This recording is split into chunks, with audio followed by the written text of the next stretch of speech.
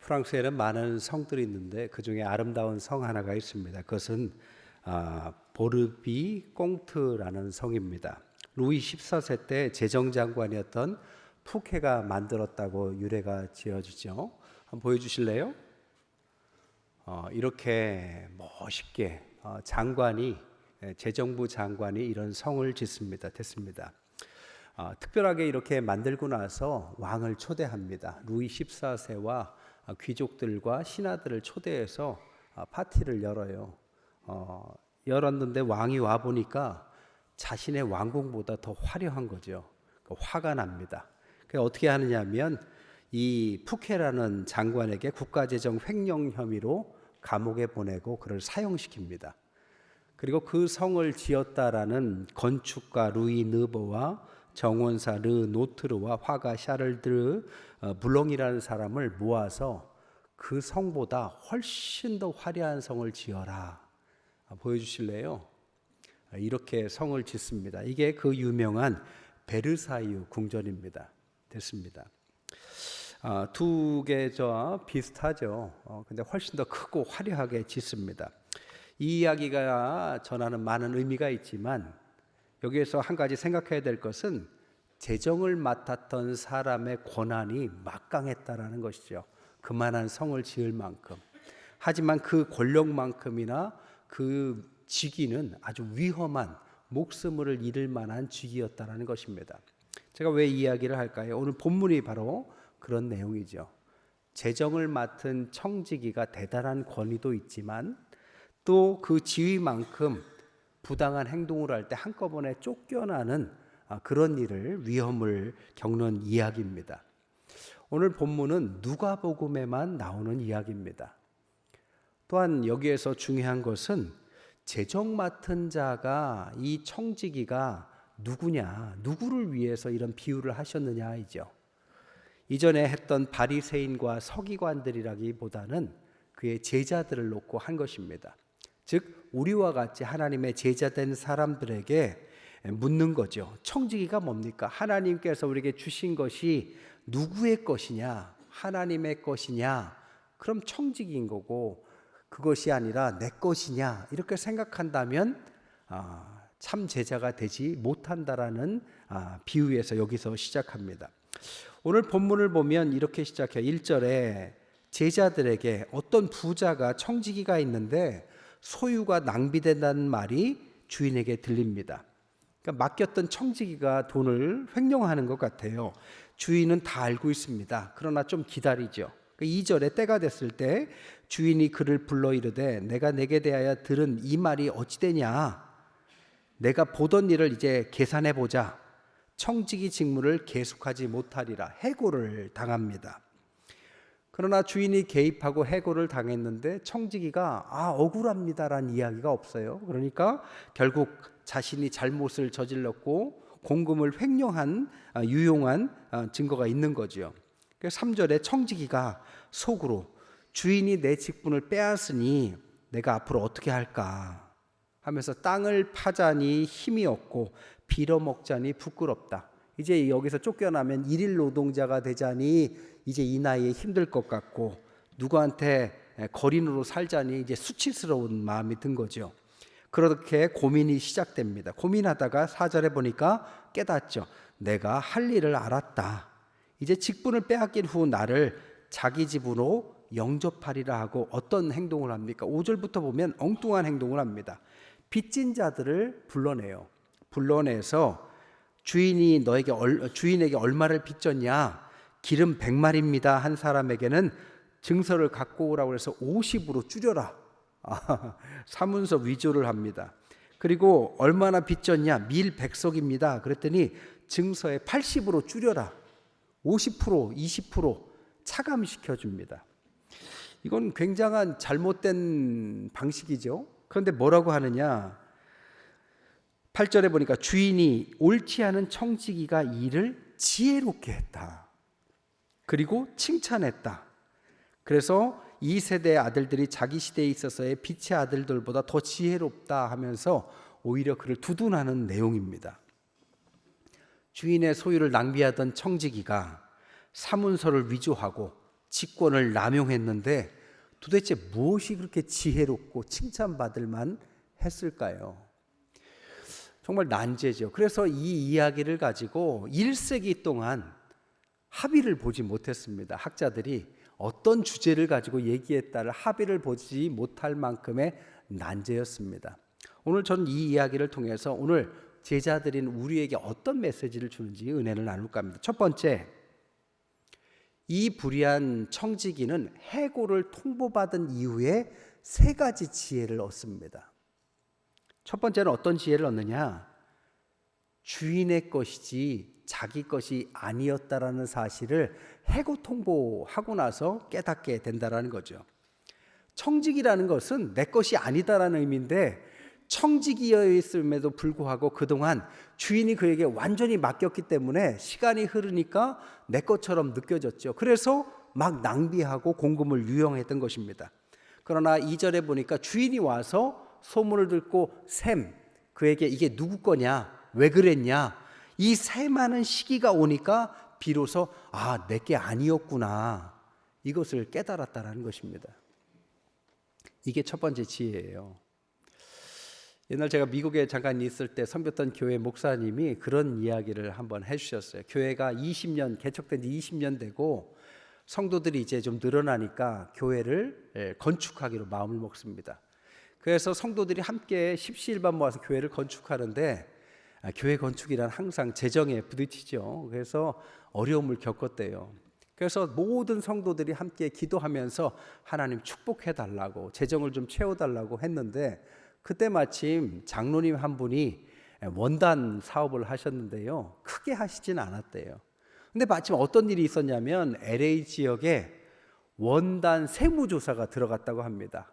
한인 업체들이 대부분이었는데 세무조사가 들어가서 90%에 있는 원단 사업하는 사람들이 그때 세무조사에 걸렸대요. 그래서 문을 닫게 됐대요. 그런데 이 장로님 회사만 살아남은 거죠. 그러니까 10% 안에 들어서 100이 하던 것을 10이 하니까 얼마나 사업이 잘 되겠어요. 사업이 갑자기 잘 되는 겁니다. 그러니 이 목사님이 얼마나 기대했겠어요. 이 장로님이 함께 기도하고 건축 중에 사업이 이렇게 잘 되니 이것은 하나님이 주신 축복이겠구나 기대를 했는데 장로님이 제일 먼저 바닷가가 보이는 집부터 사더랍니다. 그리고 크게 기대를 했는데 인색하시더래요. 크게 기여를 안 하시더래요. 어떻게 하겠어요? 막 내놓으라고 할 수는 없잖아요. 그러니까 그냥 말았다고 합니다. 근데 10년이 흘렀어요. 코로나 전국이 됐죠. 그랬더니 이 장로님의 회사도 결국에는 망했대요. 망하니까 제일 먼저 집부터 팔더래요. 그리고 목사님께 와서 그러더랍니다. 잘 될 때 그때 하나님 힘 주실 때 정말 기여했었으면 얼마나 좋았을까. 너무 후회된다고. 가져가니까 셈할 때가 되니까 이게 내 것이 아니었구나. 하나님이 나를 통해서 일하라고 주신 거구나. 늦게 깨달은 거죠. 제가 농담처럼 여러 번 말씀드렸죠. 지갑 잃어버린 집사님이 저한테 와가지고 이렇게 지갑 잃어버릴 줄 알았으면 목사님 식사라도 한번 대접하는 건데 그런 건 꼭 지갑 잃어버리고 나서 생각이 나나 봐요. 하나님 앞에서 자기 것이 아닌 걸 알고 있었지만 이제 셈을 하니까 진짜 내 것이 아니구나. 이것을 첫 번째 깨달은 것입니다.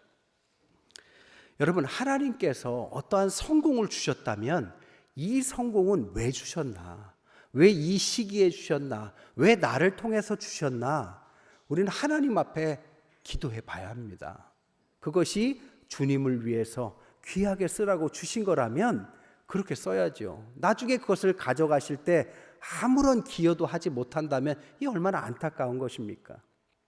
두 번째 지혜는 뭐냐? 주인집을 나온 이후에 자신의 삶을 비로소 예비하더라. 3절 4절에 보니까 내가 무엇을 할까? 이제 고민하니까 내가 할 일을 알았다.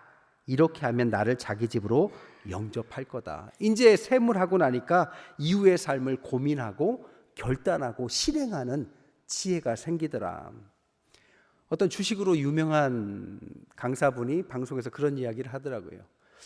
한국에 있는 분들은 자기가 외국을 다녀보니까 유대인들과 비교할 때 머리도 떨어지지 않고 부지런한 것도 그 이상인데 한 가지 차이가 나더래요. 자녀 교육에 올인하는 것까지 똑같은데 유대인들과 다른 하나가 있다면 노후 준비를 안 하더라는 겁니다. 그래서 자녀 잘 성공시켜 놓고 고생하는 사람이 많다. 전 그럴 때 이런 생각도 했어요. 우리가 노후 준비만 안 하나 사후 준비는 하고 있는가? 우리가 이런 이야기를 왜 비유를 통해서 지혜를 얻으라고 합니까? 언젠가 심판의 때, 이 땅을 마무리할 때가 온다라는 사실을 비유를 통해서 지금 말을 하고 있는 거죠. 그런데 뺏겼을 때, 가져갔을 때 그것을 깨닫게 되더라. 세 번째로는 주인의 자비에 자신의 운명을 맡겨야 되겠다라는 지혜를 얻었다라는 겁니다. 사실 내용을 잘 보면 이 청지기만 불의한 것이 아니라 주인도 불의합니다. 왜 불의하느냐? 다른 사람들에게 그 당시에 금지되었던 고리대금을 하고 있었어요. 돈을 빌려주고 있었습니다. 그 당시에 기름 100마리라고 하면 150그루의 올리브 나무에 해당한다고 해요. 100데나리온인데 오늘날로 환산하면 1억 정도 돼요. 그 당시에 밀 100석은 2,500에서 3,000데나리온인데 이것을 현시가로 하자면 2억에서 3억쯤 됩니다. 그것을 지금 불의한 청지기가 50% 20% 탕감해 줬지만 이것은 지금 고리대금을 하고 있었다라는 증거가 되기도 한 거죠. 그러면 이 청지기는 왜 칭찬받았느냐? 자기가 그 중간에서 탕감해 주면서 커미션을 얻었다라는 뜻이 아니라 이것 때문에 주인은 그 당시에 평판이 나빴다라는 거죠. 평판이 나빴던 주인의 평판을 탕감시켜 주면서 그의 평판을 높여줬다는 것입니다. 그래서 주인의 이름을 높여준 대가로 자신의 미래가 보장됐다라는 주인의 자비에 기대게 됐다라는 것을 말을 하는 것입니다. 우리가 왜 주님의 이름으로 살라고 자꾸 이야기를 합니까? 주님의 영광을 위해서 살라고 합니까? 주의 이름을 높여드릴 때 그분의 자비에 기댈 때 우리의 삶을 책임져 주시기 때문이죠. 바로 그 부분에 지혜를 얻었다. 그래서 주인이 칭찬하더라 이 얘기입니다. 두 번째로는 오늘 본문에서는 한 단어가 도드라져요. 그게 뭐냐면 낭비하다라는 단어입니다. 오늘 문제가 발생한 내용이 뭐냐면 1절에 어떤 부자에게 청지기가 있는데 그가 주인의 소유를 낭비하다는 말이 주인에게 들렸다. 이 낭비하다라는 단어가 디아스코피존이라는 단어를 씁니다. 뜻이 뭐냐면 흩어버리다, 분산시키다, 자신의 위치에 맞지 않게 행동으로 다 소진시켜버리다 이런 뜻입니다. 여러분 성경에서의 낭비는 대체적으로 어떤 의미냐? 가장 대표적인 게 출애굽했을 때입니다. 출애굽하고 광야를 나아갈 때 가나안 땅까지의 직선거리는 10하루길밖에 안 됐어요. 11일이면 갈 때인데 그것을 40년을 돌아갑니다. 이유가 뭘까요? 그 직선거리로 가게 되면 블레셋이나 적들을 만나면 겁이 나서 다시 돌아갈까 봐 그들의 믿음이 하나님을 향해서 온전히 있지 않다라는 전제 속에서 이렇게 하나님께서 허락하는 거죠. 결국에는 11일이면 끝날 것을 40년이나 걸리게 되는 거죠. 어떤 겁니까? 낭비한 겁니다. 이유는요, 하나님을 주인으로 온전히 신뢰하지 못했기 때문에 낭비가 발생한 거죠. 성경에서 말하는 낭비가 바로 그런 뜻입니다. 하나님을 주인으로 섬기지 못하고 자기 것인 양 생활하다가 세월을 낭비한다. 이 의미입니다. 대표적인 게 나오미의 룻기에 나오는 나오미의 가족이죠. 그들이 뭐라고 합니까? 1장 21절에 보니까 내가 풍족하여서 나갔는데 여호와께서 내게 비어서 돌아오게 하시더라. 이 비다라는 의미가 낭비한다는 뜻입니다. 다 잃고 주님을 향해서 쉽게 말해서 결국에는 온전히 주님을 따르지 못한 낭비가 발생했다라는 고백이죠. 그러면 어떻게 낭비를 막을까? 에베소 5장 16절, 15절, 16절에 보면 이렇게 말합니다. 지혜 없는 자같이 행하지 말고 지혜 있는 자같이 하여 세월을 아껴라. 그럼 세월을 아끼는 방법이 뭐냐? 성령의 충만함을 받아라. 이 말이 뭡니까? 주님을 주인으로 모시라는 말과 똑같은 말이죠. 시시때때로 그것을 놓치지 말고 성령의 인도함 받지 않는 그 시간에 낭비가 발생한다는 뜻입니다. 지난 시간에 말씀드렸던 탕자의 이야기도 똑같아요. 15장 13절에 보니까 그 후 며칠이 안 돼서 둘째 아들이 재물을 다 모아가지고 먼 나라에 가서 허랑방탕하여 그 재산을 낭비했다. 이 낭비도 디아스코피존이라는 단어를 써요. 아버지의 지배하에서 벗어난 순간부터 낭비가 시작됩니다. 얼마가 있든 돌아올 때까지 낭비는 멈추지 않아요. 결국 성경에서 말하는 낭비는 하나님의 통치를 받지 않는 시간 전부를 말합니다. 내 것 같아요. 그러나 하나님을 위해서, 하나님의 영광을 위해서 쓰지 않는 모든 시간과 물질과 재능은 낭비입니다. 성경은 그렇게 말하는 거죠. 오늘 돈도 그래요. 14절에 보니까 바리새인들이 돈을 좋아하는 자들이라 이 비유를 듣고 나서 비웃더라. 원어가 얼굴을 치켜들답니다. 이 비유를 들으니까 자기들을 찔리니까 흥 하고 얼굴을 들은 거죠. 듣지를 않아요. 우리에게 은사를 주셨어요. 노래하는 은사 가진 분이 얼마나 많습니까?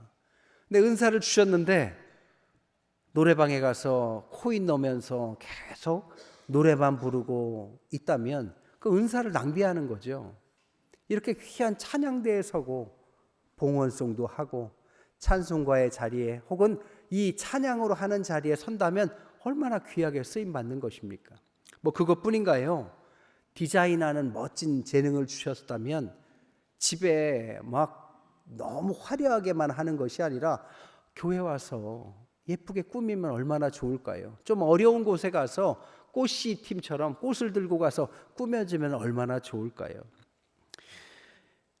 요리하는 재능이 있다고 집에서 가족들만 좋은 거 잔뜩 해먹이고 막 살만 잔뜩 찐다고 그게 뭡니까? 그런 걸 가지고 교회에 가서 식당 봉사도 하고 저 고아원에 가서 맛있는 것도 해주는 그 재능을 쓰면 얼마나 좋습니까? 하나님이 좋은 머리를 주셨다고 생각한다면 그 머리로 이렇게 얕은 꾀를 해서 뭔가를 얻는 것보다 뭔가 그걸 가지고 기여를 한다는 마음이 있으면 얼마나 좋을까요? 우리나라 정치인들 보세요. 다 서울대 출신이에요. 칭찬 받습니까? 좋게 써야죠. 입도 그렇습니다. 똑같이 하나님이 말할 수 있는 능력을 주셨는데 어떤 사람은 그 말을 가지고 막말을 해대서 상처를 입히는 사람이 있고 하나님의 이름으로 사람들을 세워가는 좋은 말을 하는 사람이 있습니다. 똑같이 재능을 주어도 누구를 위해서 언제 무엇을 위해서 쓰느냐에 따라서 낭비가 될 수 있고 그렇지 않게 될 수 있다는 것입니다. 그래서 지혜란 뭐냐? 낭비하지 마라. 세 번째로는 낭비를 칭찬으로 바꾸는 지혜. 오늘 본문이 이 비유가 주는 진짜 지혜가 세 가지가 있다는 것입니다. 첫 번째는 뭐냐? 이왕 낭비하려거든 자신을 위한 낭비보다는 타인을 위한 낭비를 해라. 오늘 불의한 청지기가 낭비하다 걸렸어요. 자신을 위해서만 낭비했다고요. 그런데 이제 자신의 것이 아니고 이제 쫓겨나게 생기니까 어떻게 됩니까? 남을 위한 낭비로 바꿉니다. 둘 다 낭비한 거죠. 그러나 그 낭비의 목적이 다르죠. 자신을 위한 낭비는 성경에 보니까 나쁜 낭비예요. 그런데 남을 위한 낭비는 선한 낭비예요.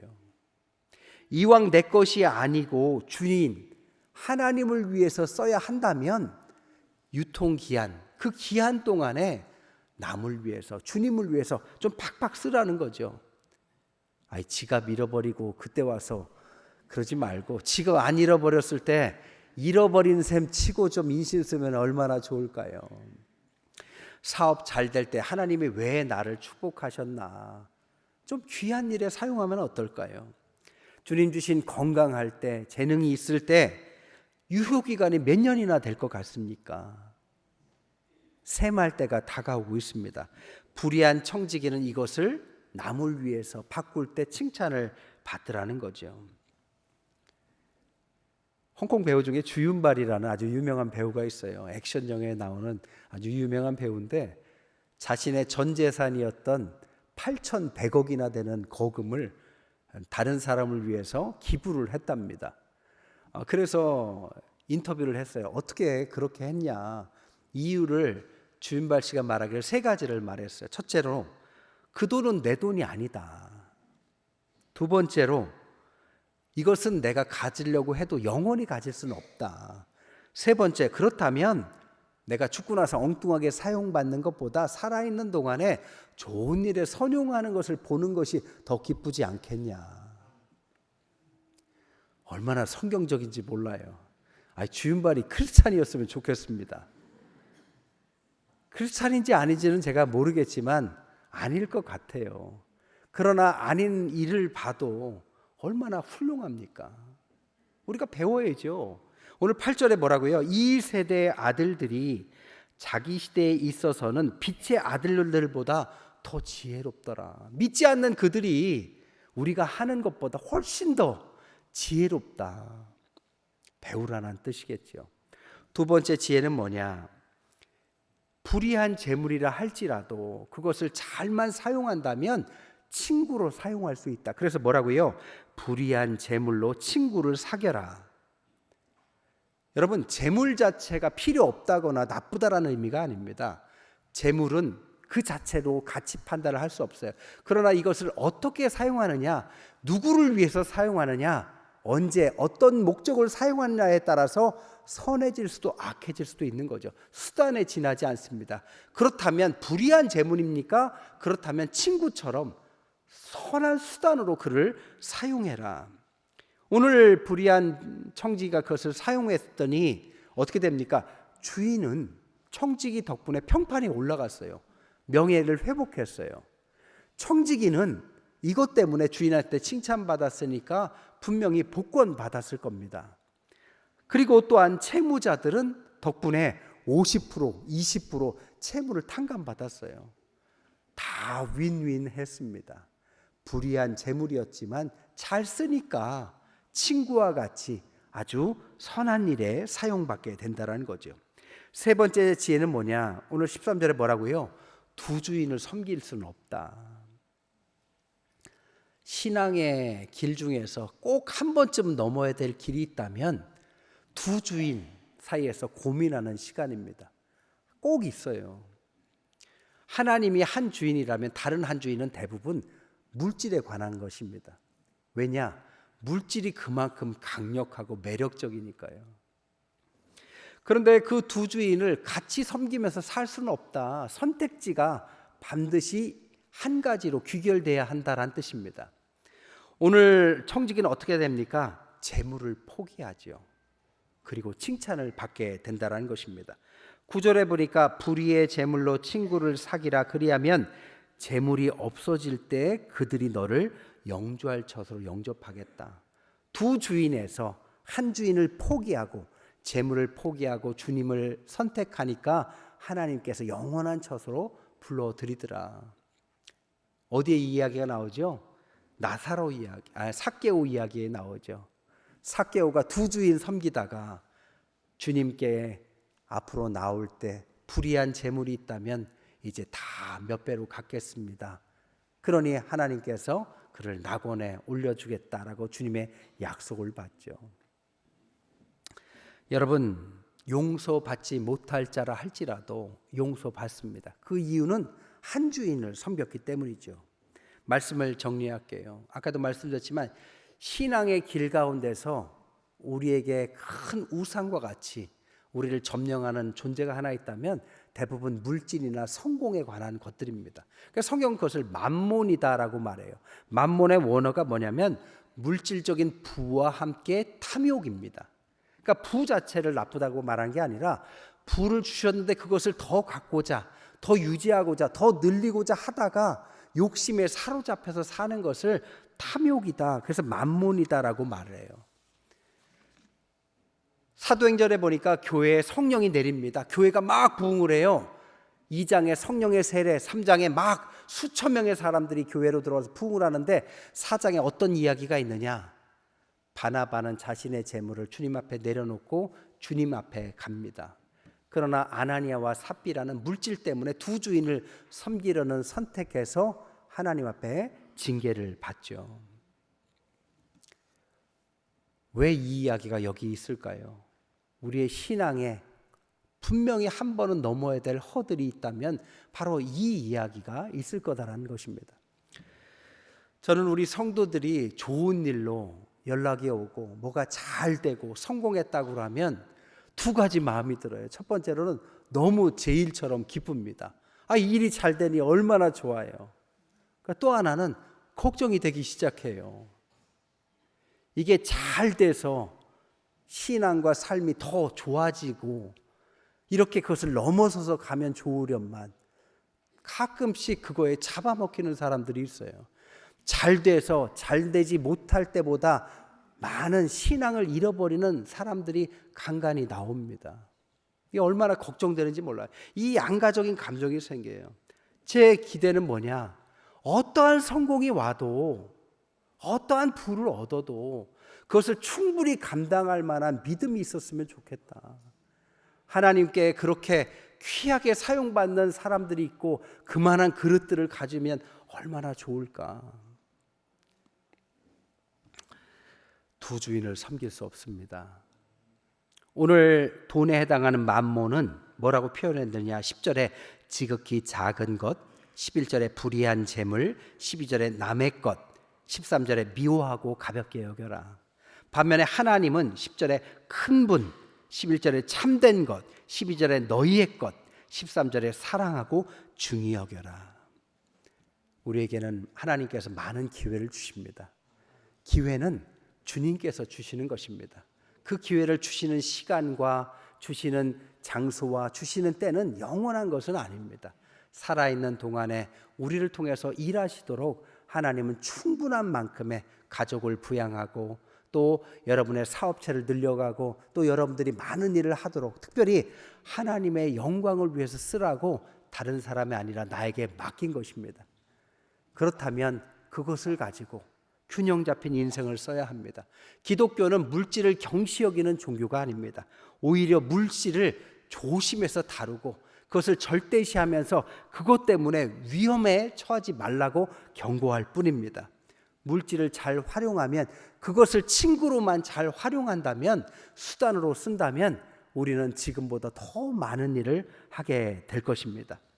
여러분의 삶에 하나님의 무한한 축복과 그것을 감당할 만한 큰 믿음이 함께 하시기를 주님의 이름으로 간절히 축원드립니다.